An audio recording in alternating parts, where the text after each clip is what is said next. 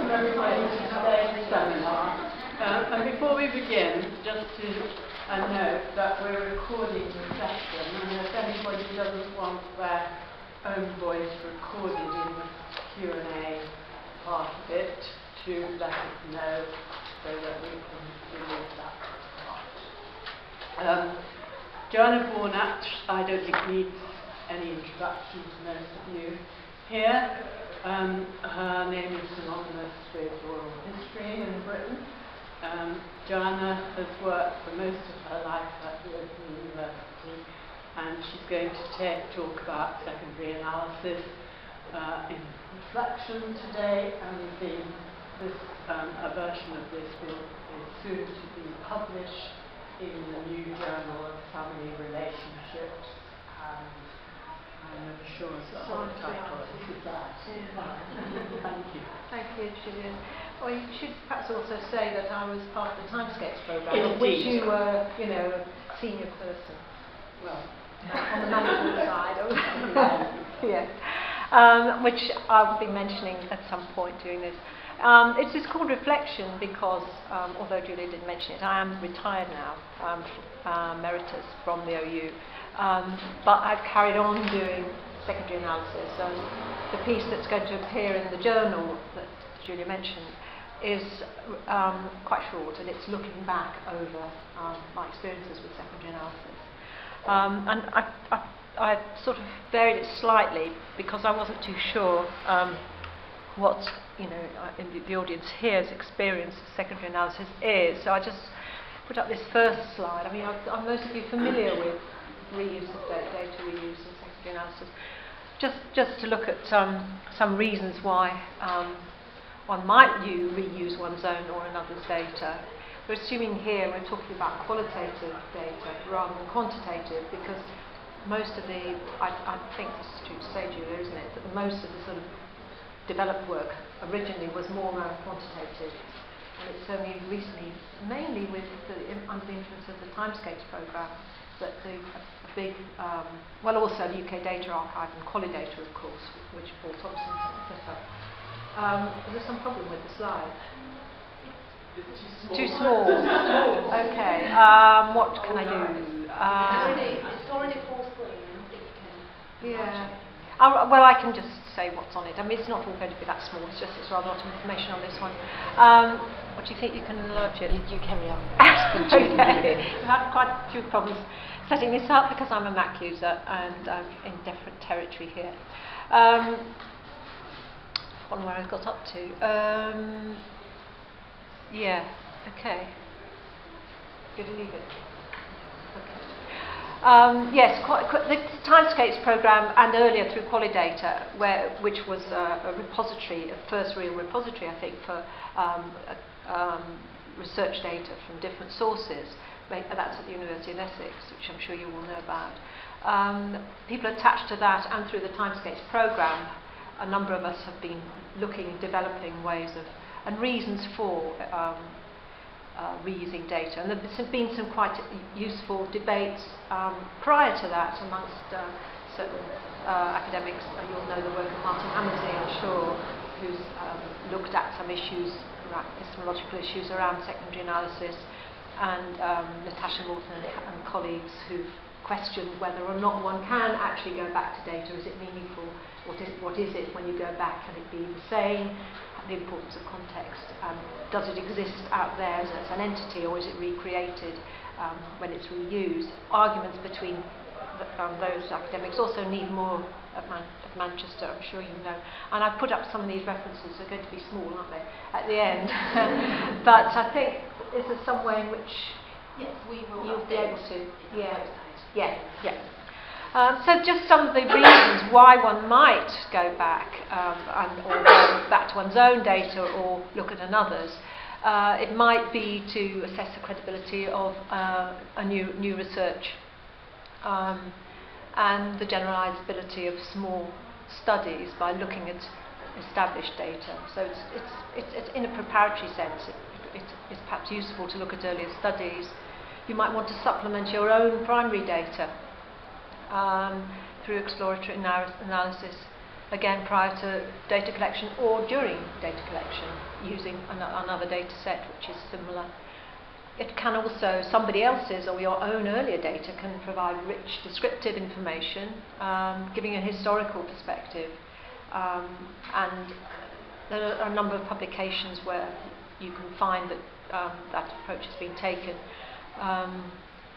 where people have used earlier studies, and I'll be talking about one later on.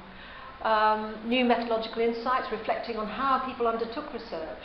How did another researcher actually go about a particular kind of research? What methods did they choose?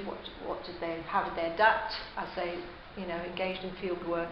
And I think it's important to point out that actually amongst anthropologists, reusing or going back to notebooks or using somebody else's notebooks, field notebooks, is quite an established part of training. It's quite I think, interesting that anthropologists are more open, I think, about recording how they went about their work in the field, and people coming along after them, then following them and tracing their actions, perhaps looking at their reflections.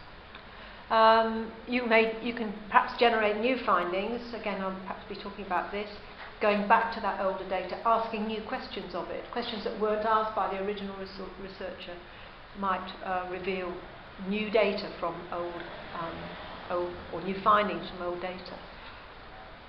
And finally, it might be appropriate to use an existing data set to reach in engaging with hard-to-reach populations on sensitive topics, where it might be more appropriate not to go back, but actually, to ask questions of deposited data where it might be a sensitive topic, or people might feel they don't want to be approached a second time.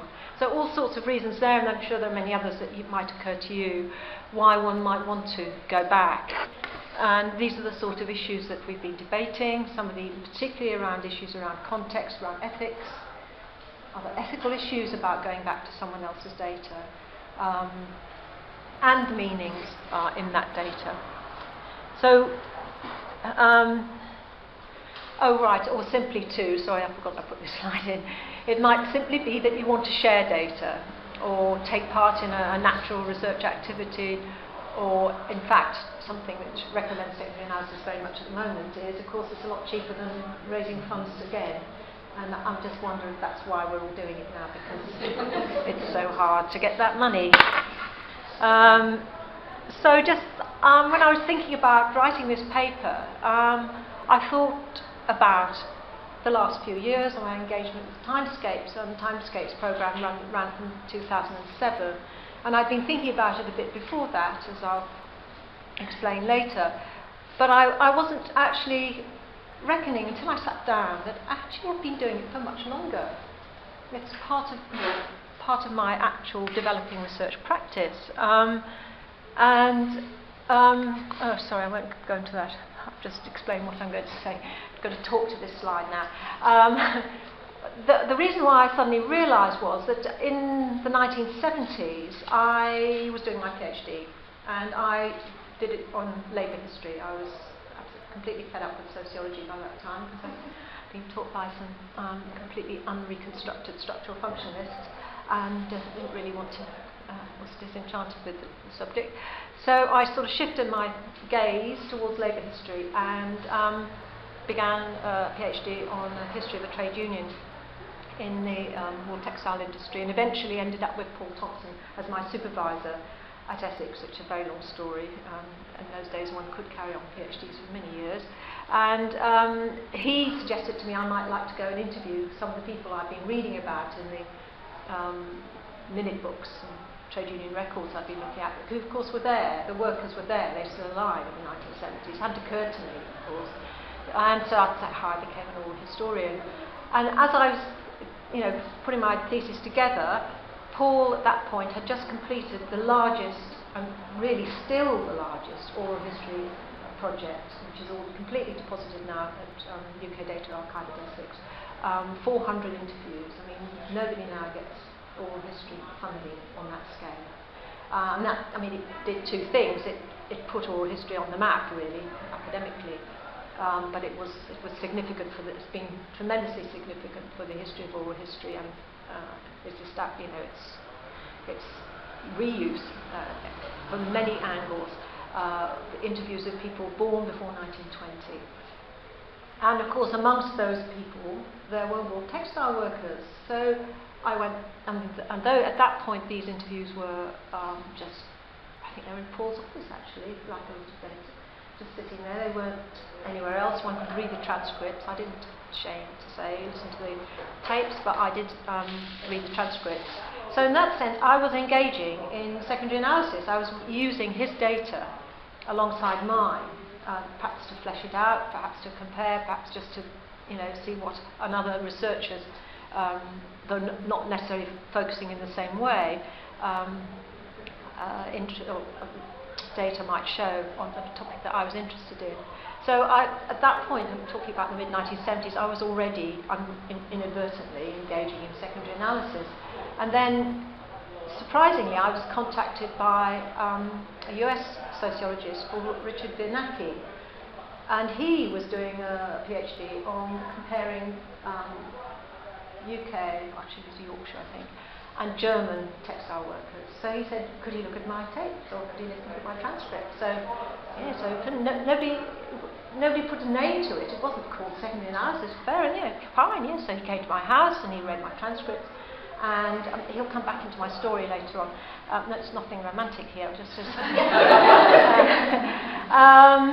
and he, as I saw from the book that he produced and his thesis, which he gave me kindly, he had used my data in writing up his account.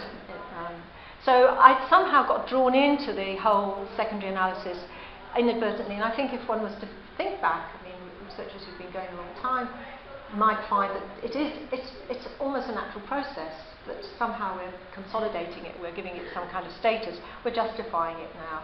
Because I think people are now more cautious, or perhaps the data is much more available, there's a lot more of it about, and much more accessibly so. So this was part of my reflecting process as I began to write the paper, think about the paper. So how did I actually get into it? Well, this preceded, or into thinking formally about what secondary analysis and reuse is.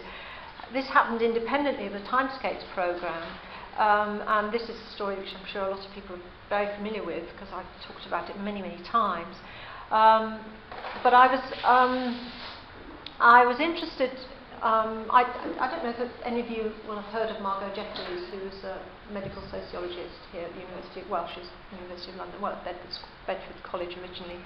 And the Oral History Society ran a conference in the late, I think it was 1999 or sometime around that time, on health and welfare at Birkbeck. And Margot gave a paper based on interviews she carried out with the pioneers of geriatric specialty. She's had a long interest in the history of old age medicine, and she knew many of these people, and she interviewed, in fact, more than 54 people. She interviewed about 70 people. The others were administrators, Chief Nursing Officer Enoch Powell, the Minister of Health, various people who were significant at the time that specialty became established post-World War II. And she gave her paper, and we then published a book from the conference. But by that time, she was very ill, and I was editing her chapter, and I needed to go back to her just to check some footnotes out. All her interviews are deposited at the British Library.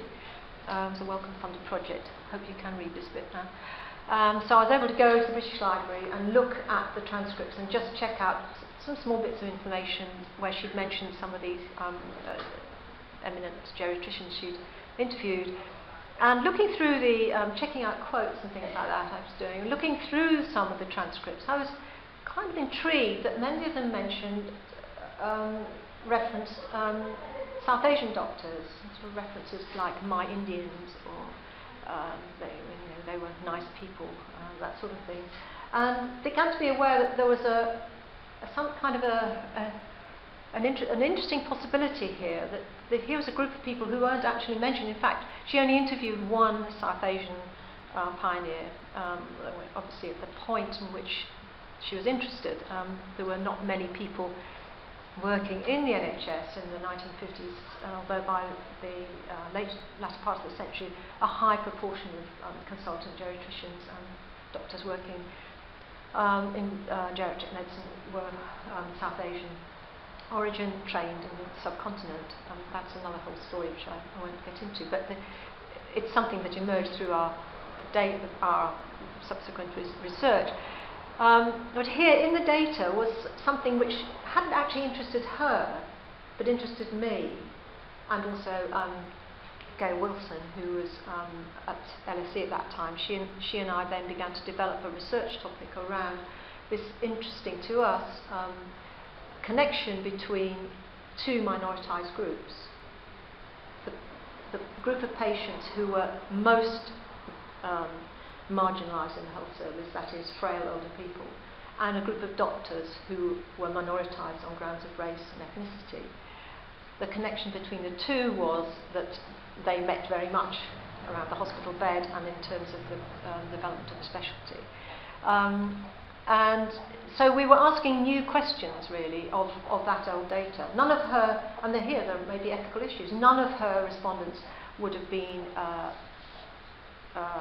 that was not a focus for her interest. She was interested in mapping the development of the specialty as part of the NHS and as a form of medicine.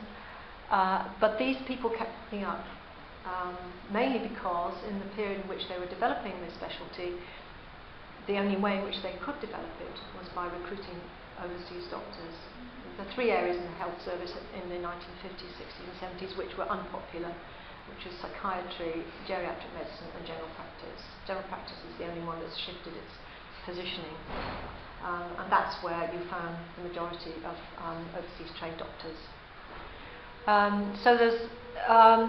So they were there, but not there.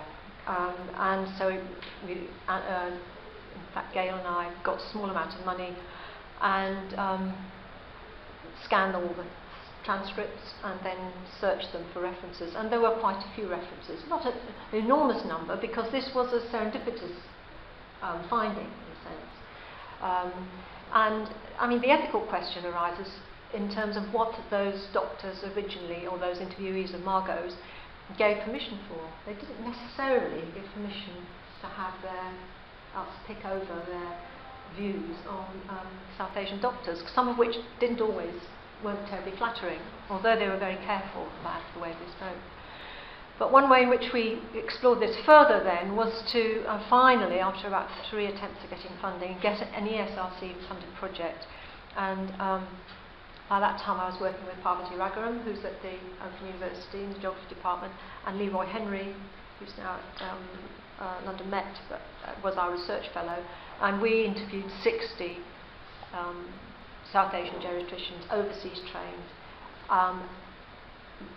mapping their experience onto the earlier experience. So we had some very rich historical data to draw on. We were able to look at the effects of patronage.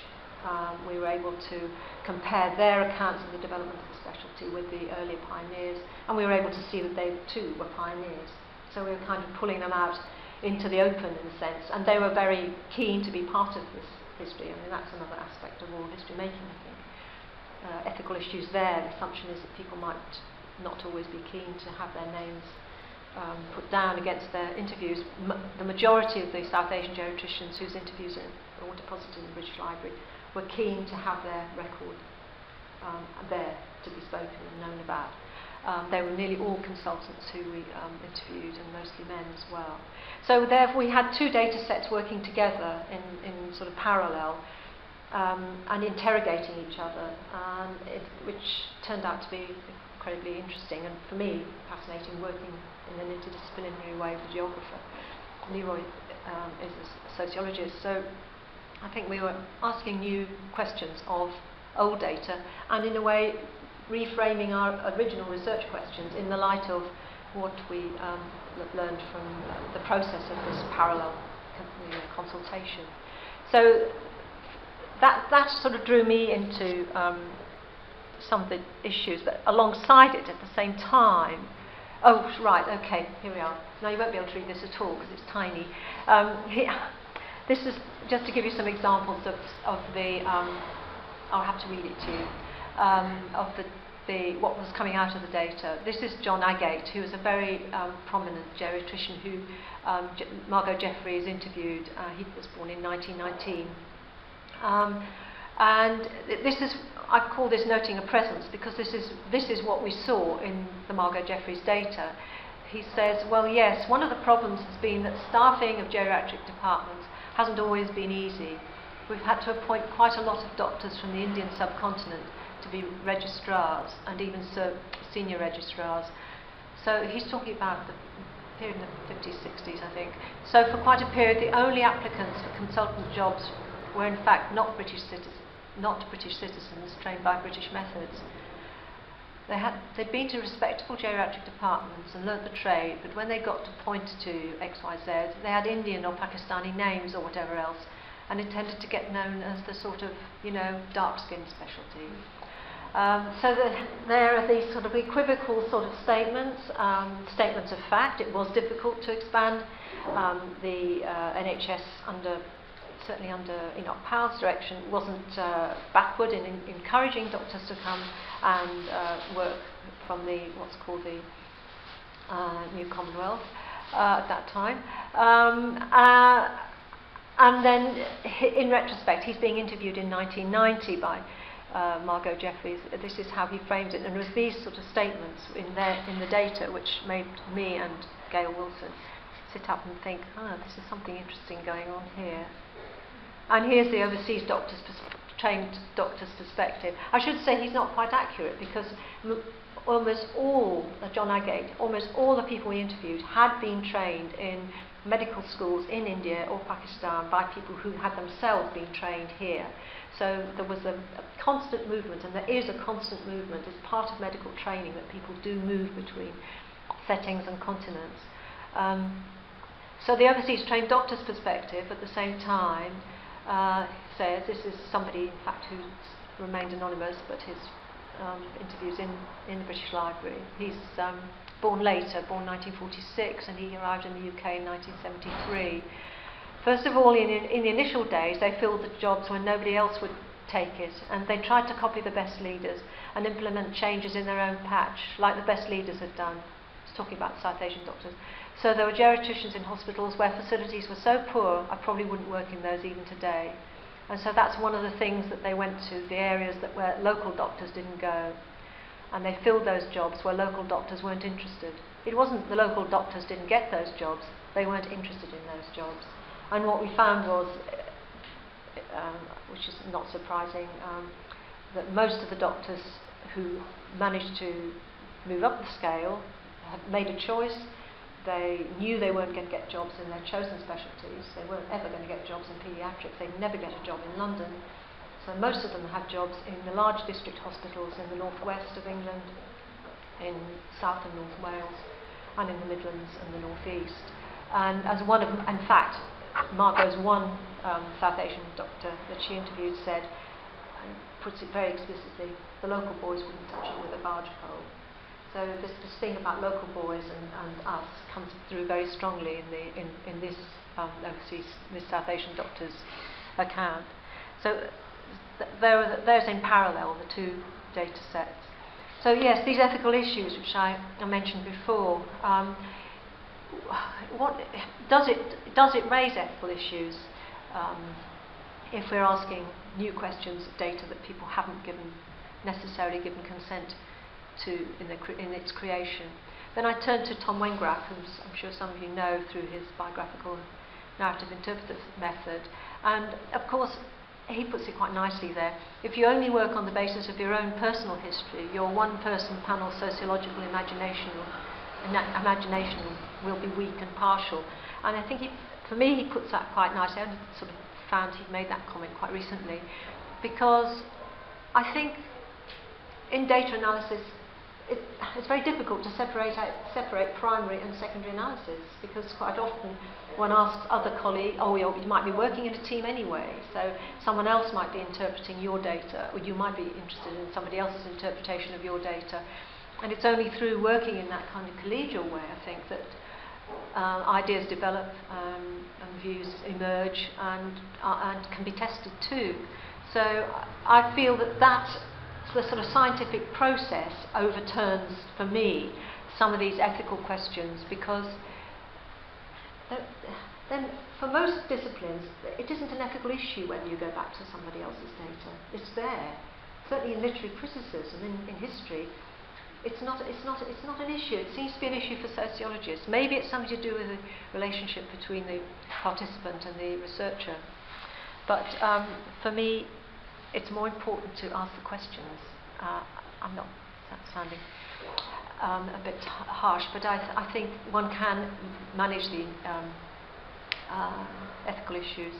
So to move on to the Timescapes project, this ran actually in parallel. I was PI on two projects between 2007 and 2009, which were totally different, as you can see.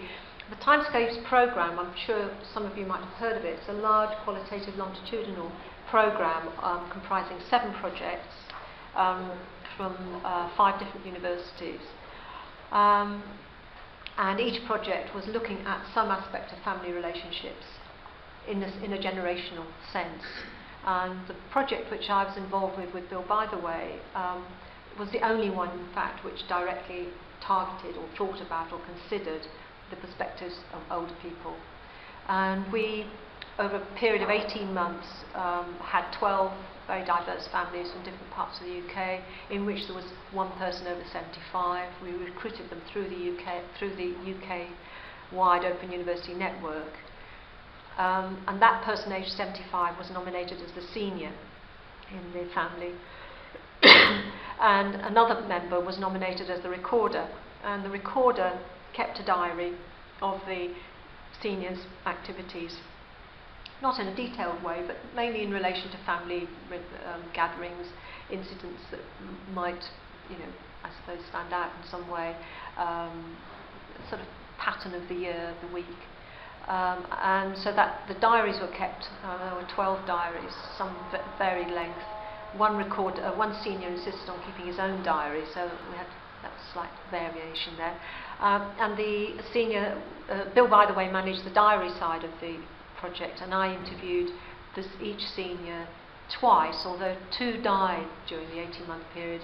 So instead of replacing them as we would in a longitudinal survey normally, with such small numbers it didn't seem appropriate, I went back and I interviewed the children, who were in their 40s and 50s, or 60s in fact one of them was, of the deceased person. And that was quite interesting in relation to thoughts around bereavement studies these days as well. And there were also photographs taken, and we gave them all cameras to record family activities, and all that data is now deposited at the Timescapes online archive at the University of Leeds, and is there to be used alongside data from the other projects in the Timescapes programme. And then just to give 2 examples of insights from reconsidering we call it TOG, the oldest generation. Bill's very keen on acronyms, being a long-standing researcher. He finds that helpful, and it is actually. Something that we got by, again, thinking in parallel, thinking about our data in relation to somebody else's data, made us review our data. Perhaps we'll come back to it. And the 2 examples I give was one from working with the Intergenerational Exchange Project, and the other was from Ways of Becoming a Father, from the Men as Fathers Project. Oh, sorry, I should have put this up before. That just gives you some information about what's in the Timescapes programme, how the projects were working, and what the different attitudes were. There was quite a wide difference amongst the 7 projects in relation to ethical requirements. Some of us took what we considered to be a light touch. Others took, quoting somebody else, conservative scientific norms. I think people who've been used to working with the health service were much more nervous about taking a light touch. And in fact, when one particular project, when after they'd applied fairly heavy anonymisation to their data, in fact found it was quite difficult to use it.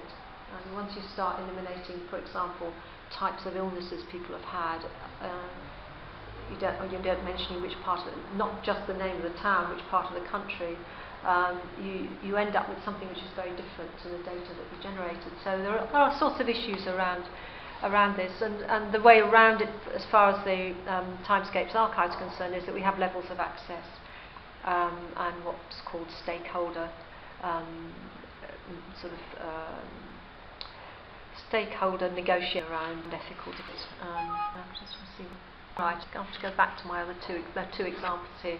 The example from the intergenerational exchange project was where we found we were talking about grandparenting from completely different perspective. This is a project where there were people working with very families in high risk situation, where the grandparents were probably in their 40s, and in which modes of communication within the family were quite interesting, using mobile phones in ways to kind of keep track on one another, whereas the kind of communication we felt in the oldest was less of keeping track, but perhaps being aware of risk situations. So there were different ways of understanding how families consider risk in different contexts, and also in different age groups as well. And the ways of becoming a father from the Men as Fathers project, when we looked at their data with them, the issue then, and now Julie's heard me talk about this before, is around the issue of choice and becoming a father. The Men as Fathers project were interviewing men who had just become fathers for the first time, who were young, or certainly most of them were under 60. And for them, it was a matter of choice, decision making, time of life, what if I become a father, what other things can I not do? Sort of individualising fatherhood in some ways, but certainly putting choice right at the heart of it. For our generation, the men that we interviewed on the TOG project, these are men who became fathers in and around, well, mostly just after World War II. Absolutely, choice didn't come into it. You married, you had children. There was no discussion. There was no weighing up of it. The way their stories were told, it was the next thing that happened after you got married. And I should say that because of the way we drew our sample, we were bound to get families which were fairly, I suppose, historical, sort of conventionally structured. But the notion of choice didn't appear to come into it at all. There was one man who would have liked to have exercised choice around becoming a grandfather, but of course he couldn't. So that was something he was lamenting, but in fact things turned out okay. So yes, these sort of continuing discussion points, I think, around secondary analysis are very much, which is where I'm going to end up, around the knowability of the data. How can we know somebody else's data unless we know about them? And I think one thing we have to do is know something about the original researcher, know something about their writing, their sources, their influences. One thing we didn't know when we looked at Margot's data from the South Asian Geriatricians Project was that Margot had been born in India. Her family were Indian civil servants. So, and it somehow, not that it changes the nature of the data, but it somehow changes the perspective on the person, perhaps on the historical significance of what she found and didn't see. But for us, it was her son, when we interviewed him, who was in fact one of the doctors interviewed for both projects, who told us this. But knowing the person, and studies, for example, Pat Fain and a colleague actually were able to talk to Dennis Marsden before he died about his lone mother's data. Some rather disturbing comments he put in his field notes about some of the women he'd interviewed. And they were able to talk to him about that and resolve some of those issues around the sort of dissonance. Similarly, Julia Johnson and colleagues, when they replicated Peter Townsend's last refuge study, they were able to talk to him, but also found there were sort of problematic issues, I think, around understanding his, well, not problematic. I think what they found was seeing the purpose of that study politically, and so the context of it, I think, is important too. I think strategies for sharing are something that have to be worked on. There are still not total agreement in the Timescapes programme, for example, about how sharing should happen. There are still some people who feel that this is, when does one share? How soon do you allow your data to be used by another researcher? In fact, on the TOG, the Bill Bytheway and our project, somebody from IPPR used our data quite early on because she was interested in mental health and families, and we were extremely happy for her to do that. Some of the other researchers in the programme are much less keen to do that, and still are not keen until they feel that they've written up as much as they can from their own data. So there are issues around strategies, certainly with living researchers. For those who are no longer around, that maybe the strategies are much more to do with perhaps protecting the reputation of that original researcher in some way. Disseminating the findings, I think again how that data is represented. And I've mentioned researcher reputation in relation to strategies for sharing. But Richard Biernacki comes back into the story because when I contacted him just to say, hey, do you remember this, and I'm going to refer to your, wool textile workers in an article I'm writing, he said, oh, well, that's interesting, because he had written a book in which he had drawn on a colleague's data. He works in, I can't remember which, it's one of the Californian universities, Southern California, and he had actually commented on a colleague's data, and this had caused such an uproar in his faculty that his book was banned from being published for 2 years while this was reviewed at the university, and is published now, but it was held up for 2 years. And I thought, just found this entirely fascinating, that we're completely separate people. I haven't heard from him for 30 years, but in some senses our careers have gone in sort of parallel, and it's ended up with him being quite interested in what we've done in the Timescapes programme because of his experience and very unpleasant resistance from a colleague on having their data commented on. So you see, it's still a continuing discussion, and that's my concluding point. But yes, you won't be able to read any of that, and that's it. That's basically it. I think that's yeah. There you go.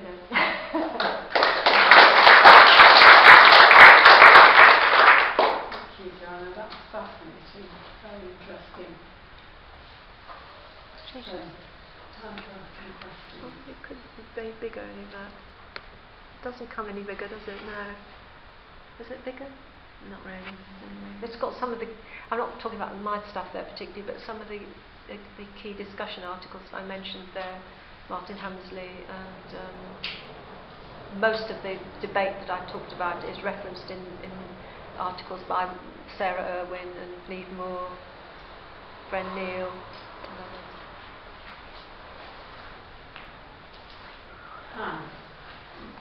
Thanks, Joanna. Really interesting. And to start where you ended off, and your colleagues' the resistance that he found to his comments on other people's analysis, particularly using their data. Surely it depends how it's done, and that's one of the huge tensions, isn't it? That sometimes people put all sorts of caveats about how long you have to wait, or who is allowed to look at it, and whether you can do it without telling them or not, because they're very afraid that people will use their data in ways that are inconsistent with what they've said, or just damaging of their reputation, of what they've published and so on. And for example, on Novella, we're doing a lot of reuse, as you probably know, and one of the data sets that we're using is Young Lives in Oxford.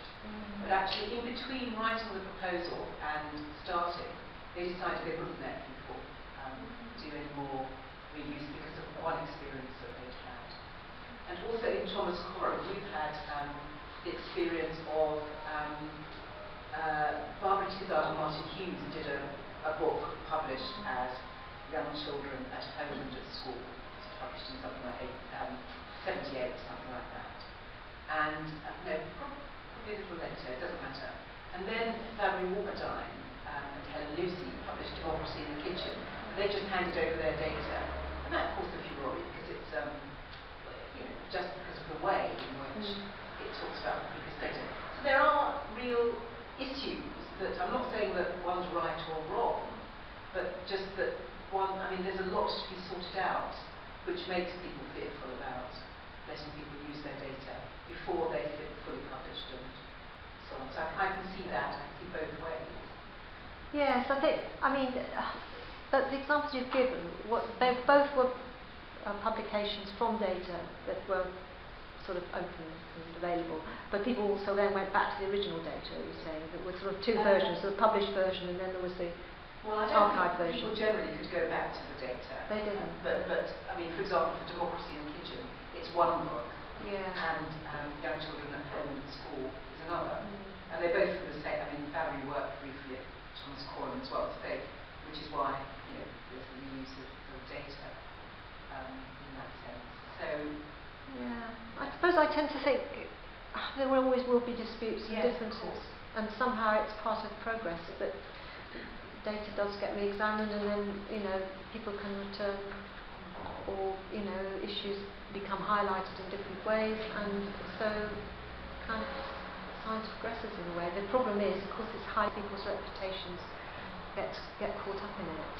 I think particularly that's was one of the difficult things around the Dennis Master stuff, and that Pat and colleague began to write about. Well, I think related to that, Heather and I are together with Roz Edwards and Body doing a study where we're looking at the paradata on Peter Townsend's Poverty in the UK work. And of course the researchers there had no idea that 30 years on that people would come along and read what they've written and think that that's really interesting for analysis in itself. So it raises different ethical issues. Clearly we're doing it, so it's not that I'm saying it's a terrible thing to do, but I do think all these things are really different. Yes, and I think these sort of ethical debates that one has with oneself and colleagues, if that's open and part of the process of yours, then I think that kind of, it kind of accommodates some of those issues and makes it an open process of reflection, perhaps. Yeah, so I can see why it's going to be. Hi, thanks, Joanna. I'm enjoying from Australia. I'm really delighted to be able to come to this. I was going to pursue this question following Anne's comment, and some of the comments you made in the middle about how in some other disciplines and knowledge practices, such as history or literary criticism, reusing data is not the way in which the research endeavour is understood. And so I'm wondering whether you could say a little bit about not so much the ethical implications of this shift, but the epistemological change that this might represent in terms of the production of social science knowledge and the positioning of the social science researcher. Big one, isn't it? As you spoke, I remember there was another point I was going to make about my sort of awakening consciousness into secondary analysis, which might partly answer the point you're making. And that was that in 1989, I was speaking at a conference in Australia. You're Australian, that's why I remind me. And someone out of the blue just got up and said, look, what do you think about this? There'd been a study of Western Australian housewives' domestic practices. Somebody else was going to go back to it to explore racism. And amongst that group of women, and amongst that generation of women, and how ethical is this to do this? Because they didn't give consent. That wasn't the original focus of their research. And that question suddenly, I haven't considered that question, and I kind of put it on one side of my head for about 10 years and didn't think about it again. It was always there. But I think epistemologically, it's this issue about is whether one takes a sort of totally positive attitude, positivist attitude towards the data.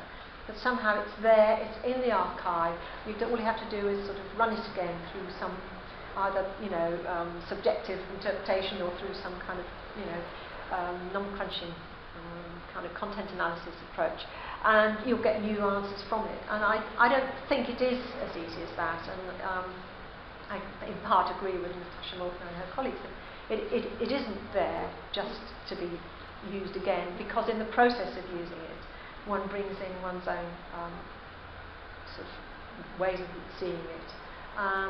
And also one's looking at it in a new context as well, and so that data is changed by being picked up and put into a new context. So I think there are all sorts of epistemological issues which are, because context itself has many facets to it, but for me it makes it even more interesting, actually. It makes the data richer, I think. And as Martin Hammersley points out, it's not the data itself which is actually changing epistemologically, it's actually the findings, the evidence that one draws from the data, and that's what the process is. And yes, I agree with that. And I suppose what I'm puzzling by in my own work is trying to do some thinking, partly as a historian and partly as someone wanting to embrace secondary analysis. What is the because I don't think historians like yourself go to the archive data in a positive sense and think that that's telling them the story. So it's really the shift in the invention, in a sense, of secondary analysis as a practice. Historians don't think about it like that. So it's really just trying to understand that shift in the way in which qualitative research understands what it's doing. And I think it's interesting for me because I call myself an oral historian, and I'm working in a kind of interdisciplinary way. So I'm working as a historian and as a sociologist. And I think what's interesting in a lot of history making at the moment is that more subjective understandings of process and of knowledge are actually becoming part of that practice. And so I think what's interesting is seeing how one can sort of pierce those boundaries in a way, in different views and sight lines. Did you think that's changing what history is as well? It's difficult to say because in oral history, as part of history as a discipline, is in a very strange situation at the moment. And this is partly as a result of the REF, which is forcing people to think along very traditional lines. But also because we just, I know because some of your colleagues went to it, we just ran a spring school at the Institute of Historical Research, what we regard as sort of advanced oral history work. And you would have regarded it as advanced, but we do. We find is that demand from higher education is basic training. The people understand oral history to be just how do you actually, how you ask questions, what kind of machinery do you need, what kind of bureaucratic, administrative paperwork is required. Give some good examples, and day's training, that's it. You just do your oral history. And some of us would argue actually there's a lot more to doing oral history than that. There's a large literature now around eminent historians like Luisa Passerini, Sandra Portelli. It's a big field now of all sorts of ways of thinking about the past, and it's still somehow contained within oral history and hasn't, I don't think, had as much effect as it should have had on history as a discipline. Because of impact studies, oral history is seen as something which people want to be doing. So the society that I belong to, the Oral History Society, is inundated with requests from people in higher education who want this instant training so that they can say, because what's a better way of showing impact than you've been out in the community interviewing people? And so we've got this real, it's a conundrum for us that we'd like to be stretched in more ways than we are at present.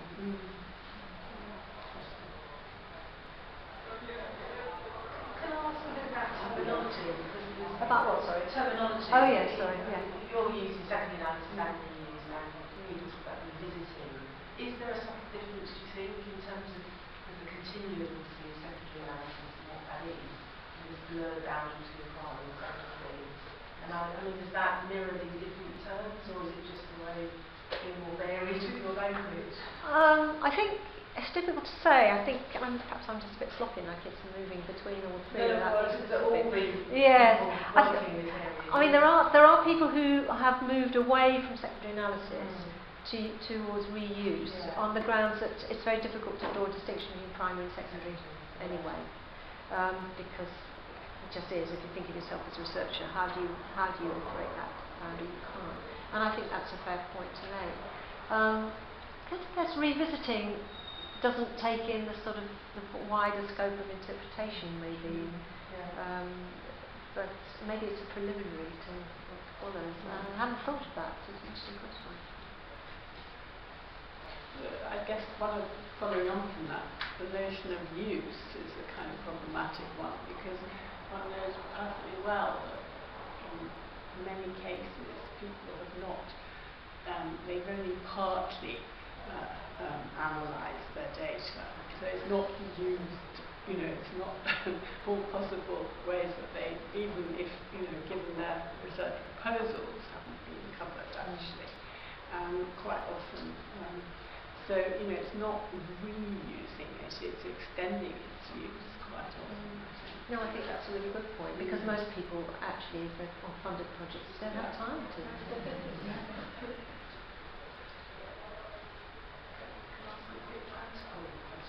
said you interviewed with the positive of British Library. Yeah. Is that particular reason why they're there and not the UK data? They're both. Oh, They're right. both, yeah. Sorry, I didn't say that. I should have said that, yeah. They have to be, because it's ESRC funded, yes.